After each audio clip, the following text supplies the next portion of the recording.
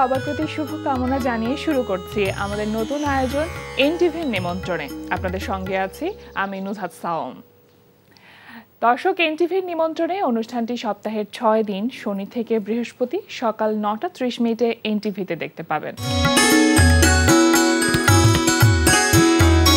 আমাদের আয়োজনে আজ থাকছে সংস্কৃতি, এনটিভি অনুষ্ঠান সূচি ও আলাপন। প্রথমেই সংস্কৃতি।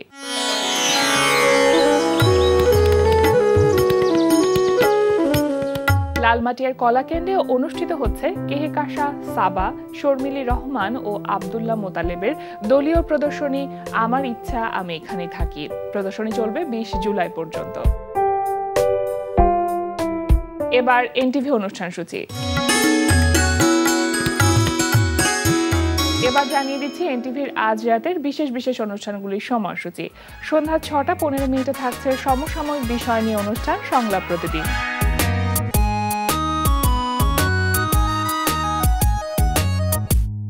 সন্ধ্যা 6:45 থাকছে কাজী মোহাম্মদ মোস্তফার প্রযোজনায় অনুষ্ঠান বিজ্ঞানী আনন্দ।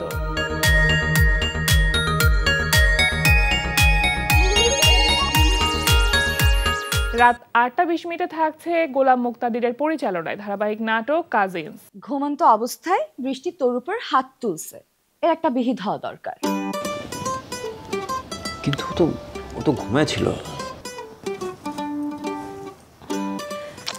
ইনফ্যাক্ট এখনো ঘুমায় রইছে। তো কি হইছে? তোর তো মানহানি হইছে। আমি জানি তুমি মৌনব্রততে আছো, কিন্তু আমি আর পারতেছি না। আমি ভিতরে আসলাম। দাদা ভাই,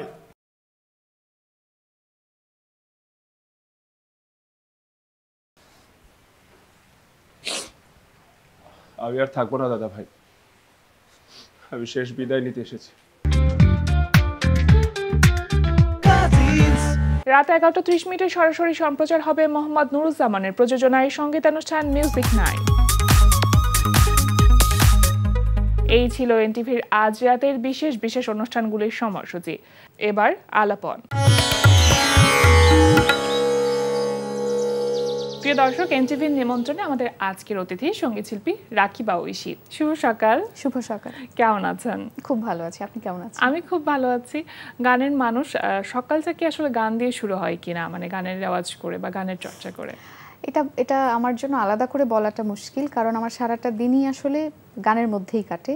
গানের মাঝ থেকে বের হয়ে হয়তো আমি অন্য কিছু করি, কিন্তু সারাদিন আমার দেখা যাচ্ছে আমি কোথাও যাচ্ছি, বাইরে যাচ্ছি, আমার ঘুমাতে ঘুমাতে মানে ঘুমাতে যাওয়াটাও আমার গান দিয়েই ঘুমানো হয়। আচ্ছা। ওঠাটাও হয়তো উঠে তানপুরাটা চালিয়ে দেওয়া হয়। তো সারাক্ষণ গানের মাঝেই আসলে থাকি, এবং যেইটুকু সময় হয়তো গান নিজে শুনছি না বা প্র্যাকটিস করছি না, সেইটুকু সময় অন্যদের গান শুনছি।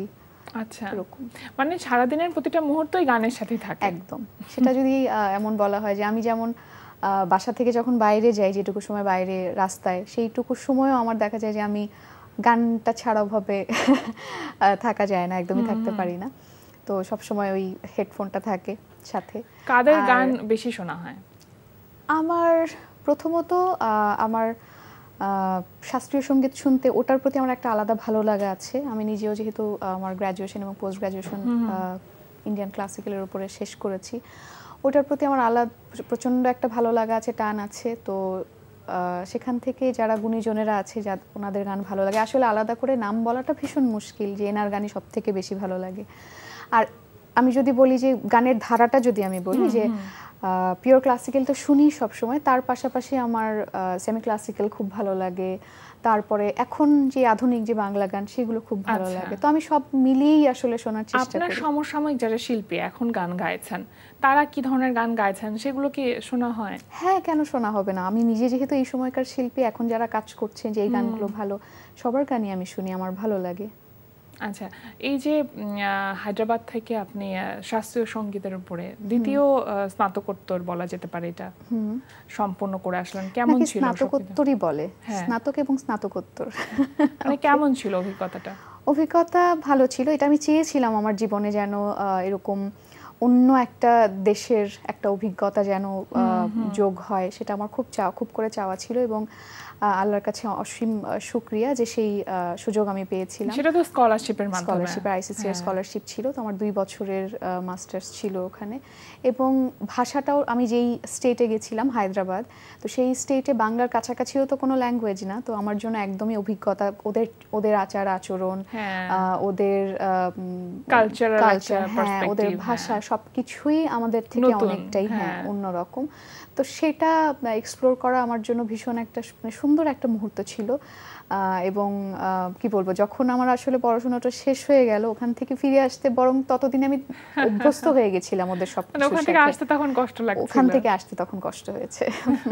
মানে আমার কাছে মনে হয় যে এই যে ভিন্ন রকমের ভাষা বা সংস্কৃতির যে একটা আদান প্রদান, সেটাও একটা মানুষকে বা একজন শিল্পী মনা মানুষকে আসলে সমৃদ্ধ করতে অনেক সাহায্য করে।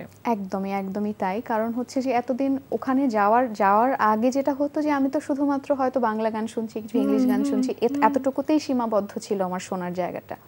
কিন্তু ওখানে যাওয়ার পরে আমার ফ্রেন্ডরা যখন ওদের ল্যাঙ্গুয়েজে বা ওদের ফিল্মের গানগুলো গাইতো, বা ওদের ওখানকার ধারার গান, হ্যাঁ ওখানকার ধারার যে গানগুলো গাইতো, সেগুলো আমাকে ভীষণ, মানে আমি হয়তো ভাষাটা বুঝতে পারছি না, কিন্তু ওই যে একটা কথা আছে না যে সুরের আলাদা করে কোনো ভাষা থাকে না, সুর নিজেই একটা, এক্স্যাক্টলি।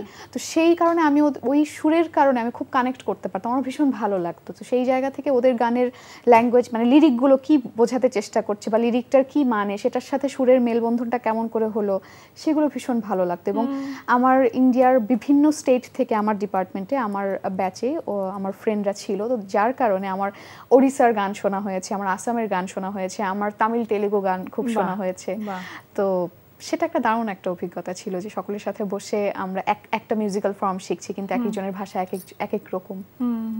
একটি গান শুনি, তারপর আমরা বাকি আড্ডায় যাব। ঠিক আছে। আমি হায়দ্রাবাদ থেকে ফেরার পরে আমার যেই গানটি বের হয়েছে, আমার নিজের মৌলিক গান, সেই গানটির কথা এবং সুর দুটোই হচ্ছে অটামনাল মুন ভাইয়ের, তো সেই গানটি গাইছি। সেটা আপনার ইউটিউব চ্যানেল থেকে রিলিজ হয়েছে? আমার ইউটিউব চ্যানেল থেকে রিলিজ হয়েছে। দমকা হাওয়া চমকা এসে উড়িয়ে নিল মন, দমকা হাওয়া চমকা এসে উড়িয়ে নিল মন, এই বরষায় তোর ভরসায় আর কি বা প্রয়োজন, খুব তোকে নিয়ে ডুব দিতে চাই প্রেমে অবগাহন, দমকা হাওয়া আচমকা এসে উড়িয়ে নিল মন, এ হাওয়ায় বাদল আলতো প্রেমের আদল, দুরু দুরু মেঘে মন যে আবেগে চায় এ মধু লগন, এ হাওয়ায় বাদল মিলনের আদল, দুরু দুরু মেঘে মন যে আবেগে চায় মধু লগন, এই বরষায় তোর ভরসায় আর কি বা প্রয়োজন, খুব তোকে নিয়ে ডুব দিতে চাই প্রেমে অবগাহন, দমকা হাওয়া আচমকা এসে উড়িয়ে নিল মন।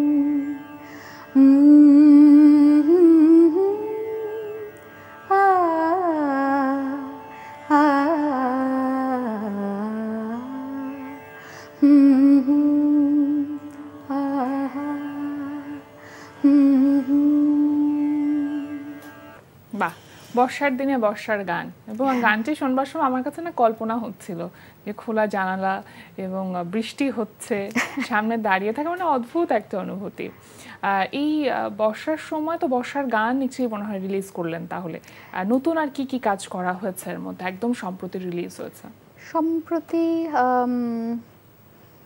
কয়েকদিন আগে, সেটা খুব কাছাকাছি সময় না, বেশ অনেকটা দিনই হয়েছে, সেটা হচ্ছে আমার গুরুজি শ্রদ্ধেয় অঞ্জন মজুমদার, যার কাছে আমি শিখছি, আমার গুরুজির কথা এবং সুরে আমার একটি গান বেরিয়েছে। সেটা কলকাতার একটা মিউজিক চ্যানেল থেকে, মেলোডি সেই চ্যানেলটার নাম, সেখান থেকে বেরিয়েছে। মানে আমার গুরুজির যত স্টুডেন্টরা আছেন এবং গুরুজির কম্পোজিশনে গান করেছেন তাদের সকলের গান সেই চ্যানেল থেকে বেরোয়, এবং আরও ভীষণ গুণী শিল্পীদের, মিউজিক ডিরেক্টরদের কাজ ওখানে আছে। বাংলা গান ভীষণ সুন্দর একটি চ্যানেল, ওখানে ভীষণ দারুণ দারুণ সব বাংলা গান আছে, ওই চ্যানেল থেকে বেরিয়েছে। তো এটা একটা আমার ভীষণ ভালো লাগার ব্যাপার, কারণ এইটাই আমার প্রথম আমার গুরুজির মানে গুরুজির লেখা এবং সুরে আমার নিজের একটি গান। তার মানে এটা কিন্তু বিশেষভাবে বিশেষ, তাই না? একদমই তাই, একদমই তাই। আচ্ছা, এক একজন শিল্পী এক এক রকম ভাবে আসলে কাজ করছেন। কেউ ইউটিউবেই আসলে নিজের গান রিলিজ করছেন, তারপরে লাইভও করা হয়, কিংবা স্টেজ শো যেগুলো বলি সেগুলো করা হয়। আপনার ক্ষেত্রে আসলে ব্যাপারটা কেমন? মানে একজন সঙ্গীত শিল্পীর জায়গা থেকে আপনি কিভাবে কাজ করছেন, বা সেটা নিয়ে আপনার পরিকল্পনা কি? আমার এই মুহূর্তে পরিকল্পনা যেটা, যে আমি আমার নিজের ইউটিউব চ্যানেলেই আর কি, মানে আমার খুব ইচ্ছে এটা যে আমার চ্যানেলটা ভারী হোক, মানে আমি নিজে ভারী হওয়া, সেটা মানে হচ্ছে এটাই যে আমার নিজের অনেক ভালো ভালো কিছু বাংলা গান থাকুক, যেগুলো আমার চ্যানেল থেকে নিজের কাজগুলো একটা আর্কাইভ থাকুক। হ্যাঁ, এক্স্যাক্টলি এরকমই একটা ব্যাপার। তো এই জন্য আমার নিজেরই গানের কাজ আমি করছি। গুরুজির সাথে তো একটা গান হলো, আমার কলকাতায় একটা খুব ভালো, ভীষণ ভালো আমার বন্ধু আছে, অনেক পুরনো বন্ধু, সে নিজে সেতার বাজায় এবং পাশাপাশি সে গানও কম্পোজ করে, সে নিজেই লেখে। তো আমার বন্ধুর সাথেও আমার অনেকগুলো গান হবার কথা আছে, সেগুলো নিয়ে কথা হচ্ছে, আরও কিছু গানের কাজ হচ্ছে। তো আসলে নিজের গানটাই বাড়ানো, নিজেকে ওভাবে করে দাঁড় করানো, নিজের গান দিয়ে নিজের মৌলিক গান তুলে ধরা। হ্যাঁ, নিজের মৌলিক গান রিলিজ হয়েছে আপনার কতগুলো? নিজের সংখ্যাটা আনুমানিকভাবে বলা যেতে পারে? হ্যাঁ, আমার এখন সব মিলে হয়তো 10-15টা গান বেরিয়েছে, কিন্তু তার মধ্যে সবগুলো আসলে গুরুজির কাজটা খুবই স্পেশাল একটা কাজ ছিল। তার মধ্যে অনেকগুলো গান এরকম থাকে যে খুবই মনের খুব কাছাকাছি, সেই সংখ্যাটা তো আসলে অনেক বেশি না, খুব অল্প গান এরকম থাকে। সেরকম সেই গানগুলো এখনো বেরোয়নি, সামনে বেরোবে। আর যেগুলো বেরিয়েছে, হ্যাঁ, সেগুলো সবগুলো, মানে কোনোটাকে তো ওরকমভাবে ছোট করা যায় না বা ওরকম বলা যায় না, কিন্তু না, সবগুলোই ভালো লাগার। কিন্তু আমার নিজের যেগুলো নিয়ে আমি খুব আশাবাদী বা নিজের খুব ভালো লাগার কাজ করে মনে হয়েছে যে হ্যাঁ অনেকটা সন্তুষ্টি অর্জন করা সম্ভব হয়েছে, সেই ধরনের কাজগুলো নিয়ে এক্সপেকটেশন বেশি থাকে। অনেক, মানে ওর অত তো সন্তুষ্টি অর্জন করা যায় না, নিজের গানে সবসময় ওই ক্ষুধাটা থাকে, নিজের সমালোচক নিজেই মানুষ। এক্স্যাক্টলি, হ্যাঁ, যে না, এটা বোধহয় এরকম হলে ভালো হতো বা ওরকম। তো যাই হোক, তো নিজের ওই যে পছন্দের বা যে গানগুলো, সেগুলো এখনো বেরোয়নি। তো আমি সেগুলোর জন্য অপেক্ষায় আছি যে সেগুলোর কাজ কবে শেষ হবে এবং বেরোবে। আচ্ছা, প্রফেশনালি কি গানকে নেবার ইচ্ছেটা আছে কিনা? অত কিছু ভাবা না সত্ত্বেও তো নিয়েছি, কারণ হচ্ছে আমি তো গান নিয়েই পড়াশোনা করেছি, আমার পড়াশোনাটা এটা নিয়েই। তো যেহেতু আমার পড়াশোনাটাও এটা নিয়েছিল, তো পড়াশোনা শেষ করে সবাই কী করে, একটা স্টুডেন্ট লাইফ যখন মানুষ পার করে, তারপরে তার প্রফেশনের ব্যাপারে চিন্তা করে। এবারে আমার স্টাডি মানে এটাও যেহেতু সাবজেক্টটাই যেহেতু গান ছিল, ওখান থেকে বেরিয়ে আমার প্রথমে ইচ্ছে ছিল যে আমি আমার ইউনিভার্সিটিতেই জয়েন করে যাব। তারপরে তো মাঝখানে অন্য একটা সুযোগ এলো, স্কলারশিপ, আমি বাইরে পড়তে গেলাম। তো আমার আসলে প্যাশন অ্যান্ড প্রফেশন দুটোই আসলে এক হলে সুবিধা হয়। হ্যাঁ, দুটোই আসলে গান। এখনো আমি ওভাবে কোনো ইউনিভার্সিটিতে অথবা কলেজে সেভাবে ঢুকিনি, এখনো আমি ওভাবে প্রফেশনটাকে এভাবে শুরু করিনি। রাকিবা ঐশীর ইচ্ছে আছে তাহলে যে ইউনিভার্সিটির প্রফেসর হিসেবে যদি নিজেকে দেখা যায়? এটা আমার ইচ্ছে ছিল। তো এখন আমি নিজেকে সেভাবে মানে প্রস্তুত করছি। বাবা মা কি বলেন? হ্যাঁ, বাবা মা এটাতে ওরকম সাপোর্টই করছেন, যেহেতু আমার দীর্ঘ একটা সময় এটার পিছনেই আমি পড়াশোনা করেছি এবং পাশাপাশি আমি ফ্রন্ট লাইনে কাজ করছি। মানে হচ্ছে শুধু কাউকে শেখানো নয়, মানে নিজেই নিজের গানটাকে নিয়ে আমি আমার দর্শকদের সাথে আমার সেই একটা ইন্টারাকশনের জায়গা আমার আছে, যেটা হচ্ছে আমার মঞ্চ। তো সেভাবে আমার প্রোগ্রাম নিয়ে আমার ব্যস্ততা ওরকম আছে। তো বাবা মা ওটাতে সবসময় সাপোর্ট দিচ্ছেন বা সাপোর্ট করছেন। কখনো এমন স্বপ্ন দেখেন কিনা যে নিজের একটা স্কুল হবে এবং ছোট ছোট বাচ্চা ছেলেমেয়েরা আসবে আপনার কাছে গান শিখতে? হ্যাঁ, সেটা তো অবশ্যই থাকে যে হ্যাঁ, আমি নিজে ওই জায়গাটায় যেন যাই, যেখান থেকে আমি যেটুকু শিখতে পেরেছি সেটুকু যেন পরবর্তী প্রজন্মের কাছে কিছুটা হলেও যেন আমি দিতে পারি তাদেরকে, সেই ইচ্ছেটা তো অবশ্যই আছে। এবং এটার মাধ্যমে কিন্তু নিজেকেও আসলে কি বলবো, নিজেরও একটা প্র্যাকটিস হয়, কারণ আমি যা শিখছি সেটাকেও আবার কি বলবো রিভাইজ করা হয়। তো এটা হ্যাঁ এরকম ইচ্ছা আছে আসলে, তবে আমি এখনো মনে করি না যে আমি কাউকে এরকম প্রস্তুত। হ্যাঁ, আমার মনে হয় যে আমার আরো অনেক শেখার আছে, কারণ এটা একটা বিশাল দায়িত্ব আমি মনে করি। হ্যাঁ। কারণ নিজে শেখা সেটা তো একটা আছে, নিজের প্রতি নিজের অন্যজনকে দায়িত্ব শেখাতে গেলে নিজেকে আরো অনেক বেশি জানতে অনেক হয়। বেশি তৈরি করতে হবে, অনেক বেশি জানতে হবে, একদমই তাই। এবং এটা একটা বিশাল রেসপন্সিবিলিটি আমি মনে করি, যে অন্যকে শেখানোর দায়িত্বটা যখন কেউ নেয় তখন এটা অন্য রকম একটা দায়িত্ব, তাকে তৈরি করা, যেটা হয়তো মানে আমি বুঝতে পারি যখন আমার গুরুজি আমাকে তৈরি করার জন্য সেরকম ভাবে ধৈর্য নিয়ে আমাকে শেখাচ্ছেন, সেটা কিন্তু ভীষণ একটা পেশেন্সেরও ব্যাপার। হ্যাঁ, গান তো একেবারে গুরুমুখী বিদ্যা, এবং অনেক ছোটবেলা থেকে তো আপনি যেহেতু গান শিখেন, সুতরাং অনেক গুরুজিকেই পেয়েছেন। হ্যাঁ, একজন সঙ্গীতের শিক্ষক হিসেবে অনেকেই ছিলেন, কাদের কথা স্মরণ করতে চাইবেন? আমার সকল শিক্ষকের প্রতি আমি খুবই খুবই কৃতজ্ঞ, কারণ একদম ছোটবেলা থেকে যার কাছে আমার হাতে খড়ি, যিনি আমাকে হারমোনিয়াম বাজানোটা শিখিয়েছেন, সারেগামাপা যিনি শিখিয়েছেন, উনি থেকে শুরু করে আমার জীবনের প্রত্যেকটি ধাপে আমার যেই গুরুজিরা এসেছেন, কারণ এক এক সময় আমি স্থান পরিবর্তন করতে হয়েছে আমার স্কুলের কারণে বা বাবার আমার শিক্ষাগত কারণেই আমাকে বিভিন্ন জায়গায় যেতে হয়েছে এক এক সময়। তো আমি যদি আমার ওস্তাদের নাম স্মরণ করি, তাহলে আমার শুরুতে তো আমার খালার থেকেই আমার হাতে খড়ি, আমার খালা গান করতেন। তারপরে হচ্ছে ওস্তাদ গৌরাঙ্গ চন্দ্র বণিক, উনি একদম ছোটবেলাতে আমার বাসায় এসে আমাকে শেখাতেন, ওস্তাদজি উনি এখন নেই। তারপরে আমি যখন আমার কলেজ পড়ছি, মানে কলেজ যখন পড়াশোনা করছি, তখন দেবদাস চৌধুরী, ওস্তাদ দেবদাস চৌধুরী রঞ্জন, ওনার কাছে আমি শিখেছি। এবং সেই সময়টা যেহেতু আমি সুনামগঞ্জে ছিলাম, তো সেই সুবাদে আমার অনেক লোকসঙ্গীতটা তখন শেখা হয়েছে। এবং সুনামগঞ্জ এমন একটা জায়গা যেখানে মাসে অনেক প্রোগ্রাম, অনেক অনেক অনেক প্রোগ্রাম হতো, বিভিন্ন মানে কোনো একটা উসিলায় অনেক প্রোগ্রাম হতো আর কি। এবং ওখানে কি বলবো, আমাদের যে মরমী সাধক শাহ আব্দুল করিম, হাসন রাজা, তারপরে রাধারমন দত্ত, তো ওনাদের ওই গানগুলো নিয়ে ভীষণ দারুণ হতো। তো সেই গানগুলো আমার ওখান থেকে শেখা হয়েছে। তারপরে তো ঢাকায় চলে আসলাম, জগন্নাথে আসলাম, এবং জগন্নাথে এসে আমার গুরুজি রেজওয়ান আলী লাভলু, ওনার কাছেই আমার হচ্ছে এই যে ক্লাসিক্যাল, ইস্টার্ন ক্লাসিক্যাল, সেইটার একটা শুরু হলো আর কি এখান থেকে। তার আগ পর্যন্ত আমি কখনো আমার মেজর সাবজেক্ট হিসেবে এটাকে নিব সেটা কখনো আমি ভাবিনি, কিন্তু আমার গুরুজির প্রভাবে বা গুরুজির ইন্সপিরেশনে আর কি সেই সাবজেক্টটা নিয়ে, এবং এটার প্রতি ভালো লাগাটা ওইভাবে তৈরি হয় এবং নতুন করে শোনা আর কি। তো এরপরে আমি ইউনিভার্সিটির শেষ দিকে আমি ওস্তাদ নিয়াজ মোহাম্মদ চৌধুরী, ওনার কাছে শিখেছি কিছুদিন। গুরুজি ওস্তাদজির কাছে গজলটা, যেমন ওস্তাদজি অসম্ভব অসম্ভব, তো গজলের তালিমটা কিছুদিন আমি ওস্তাদজির কাছ থেকে নিয়েছি। এই যে মানে বহু শিক্ষক বা বহু সঙ্গীত গুরুর সাহচর্যা আপনি আসলে অনেক কিছু শিখেছেন এবং নিজেকে সমৃদ্ধ করার চেষ্টা প্রতিনিয়ত করে যাচ্ছেন, সেই চেষ্টাটা আসলে সবসময় অব্যাহত থাকুক, সেটাই আমরা প্রত্যাশা করব। শুদ্ধ সঙ্গীত চর্চার সাথে নিজেকে সবসময় যুক্ত রাখবেন। অনেক ভালো থাকবেন। একেবারে শেষের দিকে আমরা চলে এসেছি, সবশেষে আরো একটি গান শুনবো আপনার কণ্ঠে। ঠিক আছে, কোন গানটি শুনছি? এবারে শ্রদ্ধেয় চিত্রা সিং এর একটি গান, এটাও একটা বৃষ্টির একটা গান, সেই গানটা দিয়ে শেষ করছি। আকাশ মেঘে ঢাকা, শাওন ধারা ঝরে, যেদিন পাশে ছিলে সেদিন মনে পড়ে, ও আকাশ মেঘে ঢাকা, শাওন ধারা ঝরে, সেদিনও এইখানে সজল ছিল হাওয়া, কে আর বনে তারো ছিল যে আসা যাওয়া, সেদিনও এইখানে সজল ছিল হাওয়া, কে আর বনে তারো ছিল যে আসা যাওয়া, যুথির সুরভিতে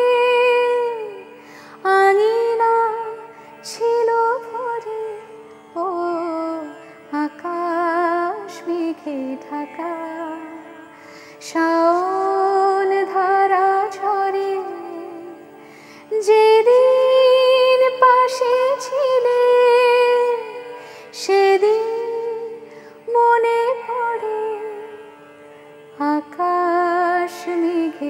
ঢাকা শাওন ধারা ঝরে। খুব সুন্দর, অনেক অনেক ধন্যবাদ আপনাকে। আপনাকে অনেক ধন্যবাদ।